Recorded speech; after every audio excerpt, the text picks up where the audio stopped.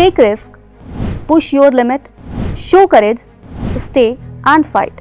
चुनौतियों और अवसरों से भरे इस 21वीं सदी के युग में आपको मानवता से जुड़ी उस बहस पर विचार जरूर करना चाहिए जहां मोटिवेशनल स्पीकर ऐसे कुछ आसान से शब्द बोलकर निकल लेते हैं और आप लग जाते हैं जीतने की होड़ में।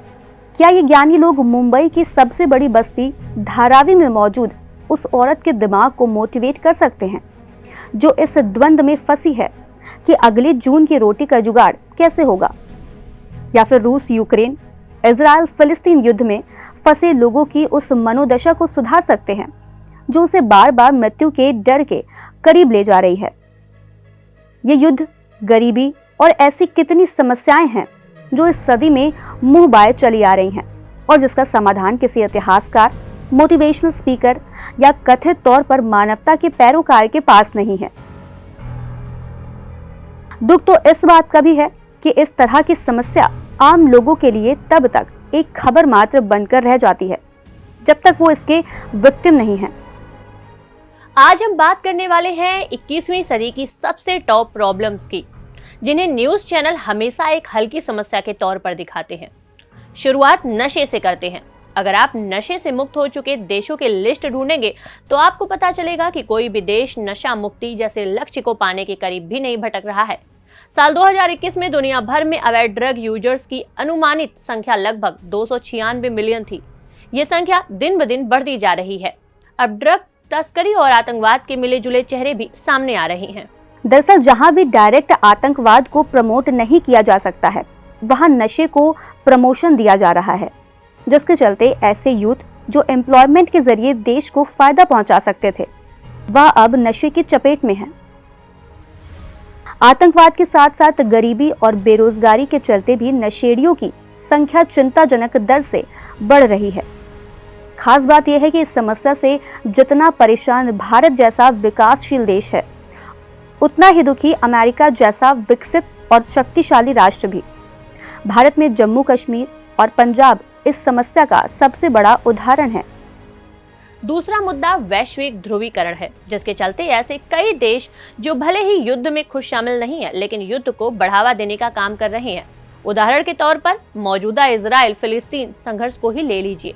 इसमें इजराइल का समर्थन पश्चिम के तमाम देश कर रहे हैं, जिसका रिजल्ट ये हो रहा है कि अरब देश अब हमास का समर्थन कर रहे हैं। यूक्रेन रूस के हमले ने तो अलग ही रुख अख्तियार कर लिया है। 640 दिनों में जारी इस युद्ध में रूस के खिलाफ लड़ाई में यूक्रेन को पश्चिमी देशों से मिल रहे हथियार की बड़ी भूमिका बताई जा रही है। जानकारों का कहना है कि अगर इस तरह से ध्रुवीकरण चलता रहा तो ये युद्ध विनाश के बड़े परिणाम देंगे। अब इस युद्ध के जरिए न केवल भूखमरी, जीवन के अधिकार, मानवता के अंत और बुनियादी जरूरतों का अभाव सामने आ रहा है, बल्कि पूरी दुनिया की अर्थव्यवस्था विकास के बजाय विनाश की दिशा में मुड़ रही है। इसके अलावा लोगों को मानसिक विकृति हो रही है। रेड क्रॉस सोसाइटी की स्टडी बताती है कि इजराइल फिलिस्तीन संघर्ष से प्रभावित बच्चों में पोस्ट ट्रॉमेटिक स्ट्रेस डिसऑर्डर की संभावना 18% से 68.9% तक है।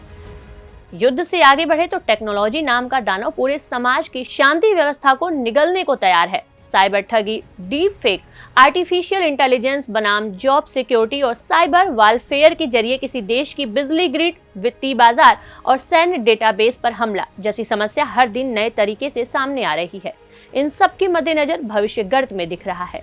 तकनीकी को थोड़ा स्टैंडर्ड लेवल पर लेकर जाएं तो दुनिया बायो वेपन नाम की एक और बड़ी समस्या का सामना कर रही है। लगे हाथ आपको ये भी बता दें कि बायो वेपन ऐसे हथियार होते हैं जिनमें विस्फोट नहीं बल्कि कई तरह के वायरस, बैक्टीरिया, फंगस और जहरीले पदार्थों का इस्तेमाल किया जाता है। बायो वेपन को लेकर अभी हाल ही में रूस ने यूक्रेन पर आरोप लगाया है कि अमेरिका की मदद से यूक्रेन में बड़ी संख्या में जैविक हथियार बनाए गए हैं जिनका इस्तेमाल यूक्रेन रूस के खिलाफ कर सकता है।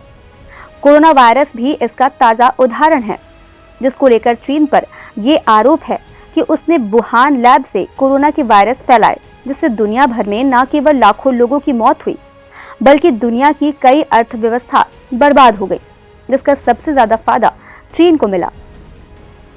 ये तो हुई वो समस्या जो हमारे लिए केवल खबर जैसी होती है, जिन पर ना तो हम सोचते हैं ना ही हमारे पास इनका कोई सॉलिड समाधान होता है।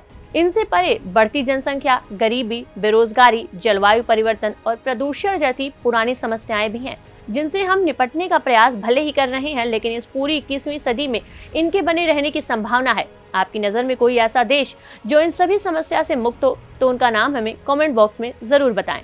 आज के लिए धीर टीवी पे बस इतना ही। तब तक के लिए हमें दीजिए इजाजत।